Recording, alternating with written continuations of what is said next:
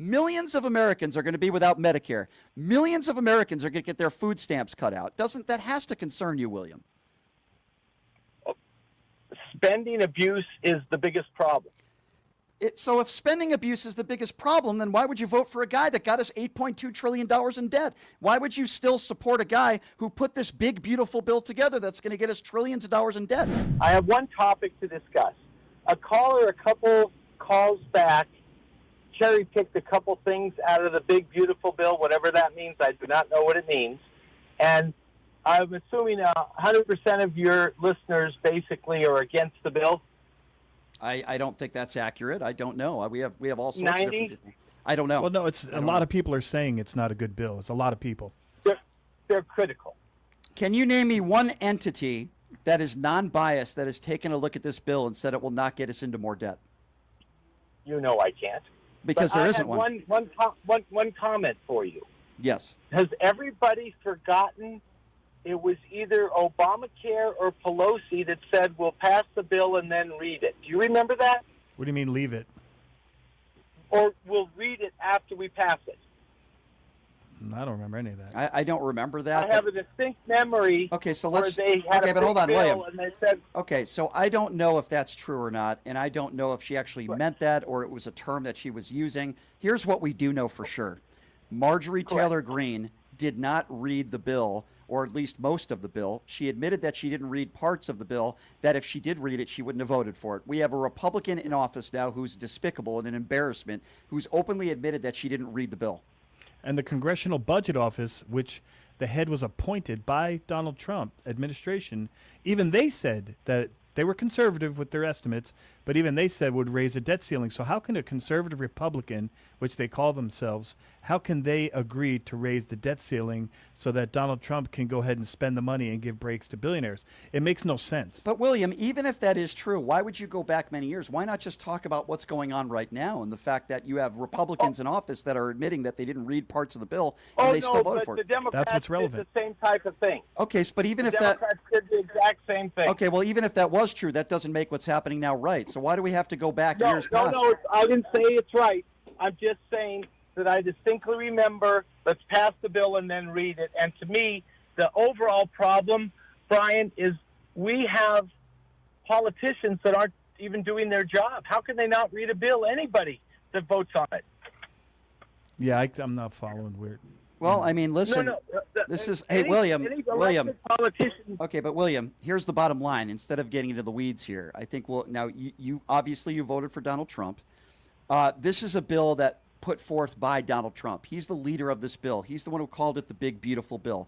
There is not one economist that is not into partisan politics that is saying that this is going to get us into debt. It gets us trillions of dollars more in debt over the course of the next several years. Why would you be okay with that when all we heard from Doge every single day, wasteful spending, wasteful spending. Look at what the Democrats are doing. The Republicans are the ones that get us into debt here. Donald Trump got us $8.2 trillion in debt his first go-around. Why would anybody who calls themselves fiscally responsible vote for Donald Trump a second time? It makes no sense to me. But they didn't have the bill to look at before they voted for him. You agree with that? Well, Donald Trump didn't put this. I understand what you're saying, but they still voted for the bill. Many Republicans, just about all of them, are probably going to support this bill. And the point that I'm trying to make is he got us $8.2 trillion in debt the first go-around. So why would you support somebody like that if you care about fiscal responsibility? Are you a conservative, sir? I'm not too bright, but I would consider I'm somewhat of a conservative out of control. Out of control in which direction? Financially. I'm joking, but I'm not. I'm being honest. Oh. So you agree with me, William, I'm very that conservative, you agree with me, William, that this bill is a joke. It's an embarrassment. It is. So who do you blame for it? The sheep that vote for it in the Republican Party. But who's the person who put it together? Who's the leader of this bill? He took credit. He literally took credit for it. That's what I'm trying to get at, William. Who's the leader? Who's the guy behind this bill? No. Right. If this bill is bad, then it's Donald Trump's responsibility. Period. Would you admit that if this bill does pass, that maybe your vote was wrong and maybe you shouldn't have voted for Trump? No, I would say the Republicans are sheep and don't vote their own mind. How can they vote their own mind when Donald Trump is the guy that says that basically if you don't vote for this bill, we're going to get you out of office? Yeah, they're going to be That's primary. the problem with politicians. No, not every politician. Did Joe Biden ever do that? Did Barack Obama ever do that? In Joe's long career, I'm assuming he did make one or two mistakes. I didn't ask you if you made mistakes. Has Joe Biden ever said if you don't vote for this bill, we're going to get you out of office? We're going to raise money and we're going to get you out? Did Joe Biden ever do that? Not that I'm aware of. Correct. You're correct. Did Barack Obama ever do that? I do not know. They didn't. So that's when you He say was all. pretty forceful. But when you say all politicians do it, respectfully, I disagree with you. Democrat presidents, to my knowledge, have never told their Democratic colleagues, if you don't vote for this bill, we're going to elect you out of office. We're going to raise money and get you out. Donald Trump does that all the time. Right. I'm just talking about the concept. Democrats had to vote for Obamacare. Do you agree with that statement? Democrats didn't have to vote for Obamacare. I would also say that comparing Obamacare to this big, beautiful bill is a 180. Obamacare has saved millions of lives. It's been a great success. It's not perfect. And then Donald Trump has been bitching about it for 9 years. Can you tell me where Donald Trump's replacement plan for Obamacare is? All he simply is doing is going to take Medicare away from millions of Americans if this bill passes. Millions of Americans are going to be without Medicare. Millions of Americans are going to get their food stamps cut out. That has to concern you, William? Spending abuse is the biggest problem. So if spending abuse is the biggest problem, then why would you vote for a guy that got us $8.2 trillion in debt? Why would you still support a guy who put this big, beautiful bill together that's going to get us trillions of dollars in debt? If that's number one on your agenda, and by the way, I'm with you, William, then why would you continue to support this guy who's proven to you over and over again, not only is he not fiscally responsible, but he's crazy? It's interesting. Right, but you remember how you chose Gavin Newsom. Gavin Newsom didn't run for president. No. When I gave Kamala you Harris did. Right, Kamala Harris versus Newsom, you'd say Newsom for the national office. Kamala Harris. You had a choice between Kamala Harris and Trump. You chose Trump. Kamala Harris would not have put this. Kamala Harris would not have gotten us $8.2 trillion in debt. Kamala Harris would not have put this big, beautiful bill together, getting us trillions of dollars in debt. It just wouldn't have happened, William. You have to admit that. She wouldn't have fired people for being part of the DEI hire program. Yeah, she wouldn't have pardoned a bunch of people who beat cops on January 6th. Right. No. Remember how I said only he knows why he pardoned them, and the appearance of it is bad. Yeah, I would agree with that. William, I do appreciate the call, my friend. Thank you very much. Let's go to Herb. Herb is next up on PTL. What's up, Herb? Hey, Herb.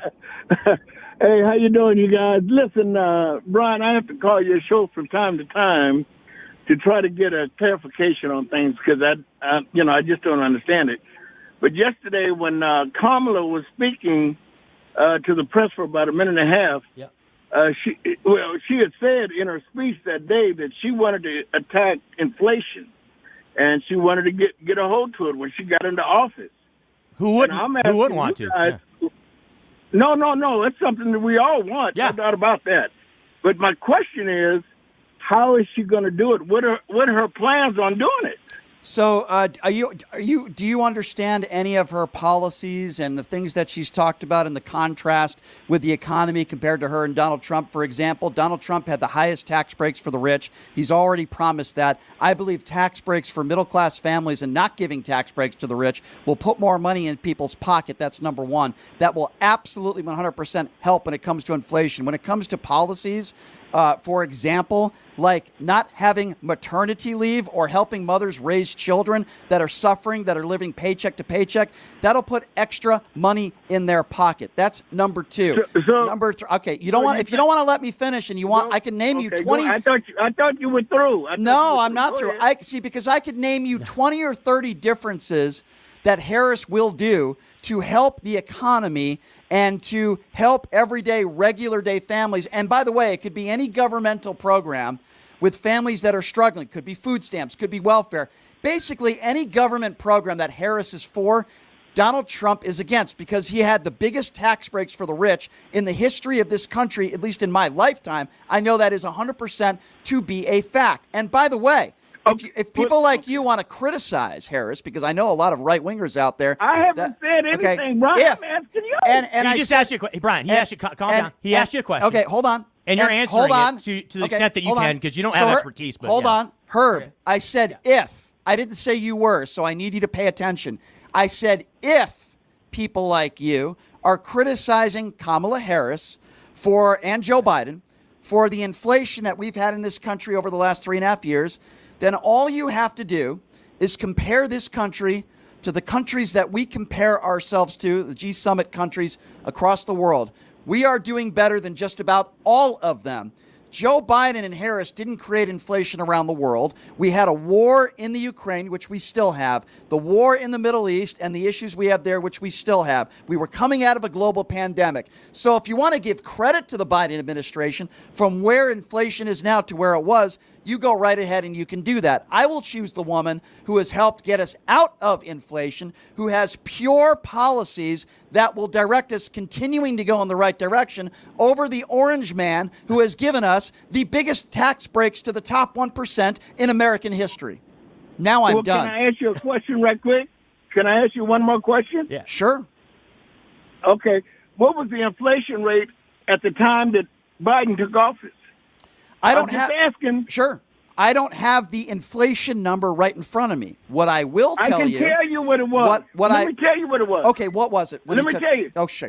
It was 1.5%. Biden said it was 9.5%. Sure. So right off the bat, you're wrong. Okay, so first of all, how can I be? Hey, dummy! How can I be wrong when I didn't even answer your question, you fool?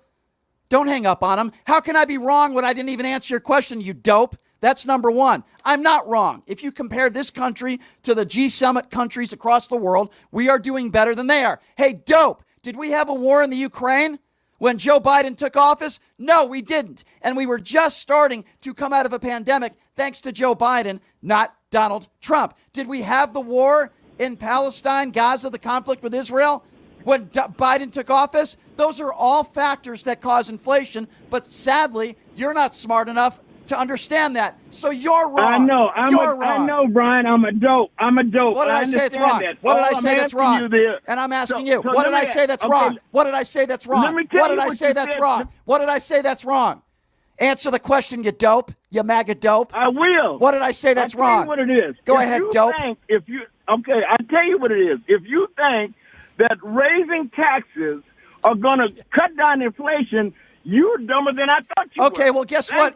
So what you're trying, and then he hangs up the phone, you coward, you dope. So what you are doing, you stupid MAGA moron, is you are trying to make the case that the biggest tax breaks for the top 1% is great for the economy and doesn't hurt us. What I'm trying to tell you with any person with an IQ over 20 that doesn't wear the Donald Trump knee pads like you do, sir, is that when you don't give tax breaks to the top 1%, and as Joe Biden has said, they pay their fair share, and you allow tax breaks for middle-class Americans that maybe are making less than $60,000 a year in household income, they'll put extra dollar bills in their pocket and they'll be able to go see a movie. They'll be able to go to a restaurant. They'll be able to go spend money with their kids and do things that they normally wouldn't do. The tax breaks in this country shouldn't be going to the top 1%. They should be going to people in this country that are working, that are paying taxes, but that are living paycheck to paycheck and that are struggling. And I'm sorry, sir, if you're bird for brains and you don't seem to understand that. I try to spell it out for you, sir, but you didn't address anything that I said. You just made idiotic comments and idiotic statements because you're a MAGA deplorable. So go ahead and vote for your orange turd, rapist, 34-count felon. You go ahead and you walk with your little Trump fingers and you go there. You go there and you bring your Confederate flag with you. You go right ahead, sir, and you do that. But I could care less because at the end of the day, Harris is the one that is going to be the next president of the United States, not your orange turd rapist leader. And I'll chime in real quick, Shab, because so you can take a breath because your head's about to explode. Ask you a number of issues. Did you vote for Joe Biden? I did. It was an anti-Donald Trump vote. Okay, absolutely. There you go. So you voted not for the best interest of the country. Okay, well that's nonsense but what you just said. It wasn't a vote for Joe Biden. Okay. It was a vote against Donald Trump. How does that help the country? Sure, I'll answer that question. Okay. I will gladly answer that question. Please do. It's going to be a long one. And obviously we vote differently. No, yes, I vote we do. for America. Okay, and so do I. So Okay. don't say that I don't vote for America because that is a ridiculous thing that you just said. Not for my personal feelings. Okay, it's not just about personal feelings Okay. for me. If you'll give me an opportunity to answer Please your do. question. Okay, when you spew rhetoric and hatred and division, that affects this country. We had something called January 6th. It was called an insurrection because it was an insurrection.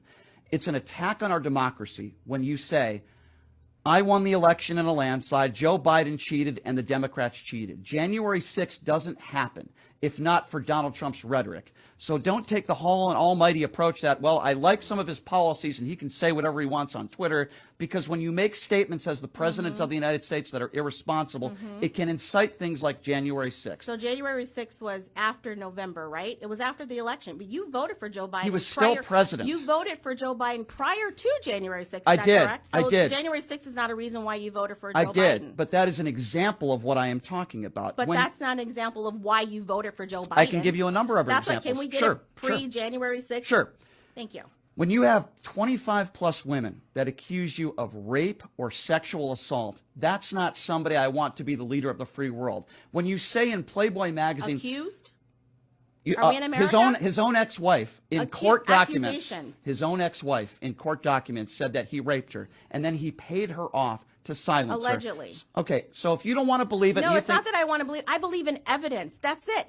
I don't believe in what people tell me. I believe in accusations because there's a little thing called the U.S. Constitution. Then why do you talk about Hunter Biden's laptop then? Hunter Biden. Well, isn't that's proven? Oh, that's really? In a court of law, that's here. proven? Hold on. Where has it been proven in a court of law that Hunter Biden and Joe Biden broke the law? See, that's a double standard that you just did. No, Hunter Biden's laptop. Uh-huh. I talk about things that were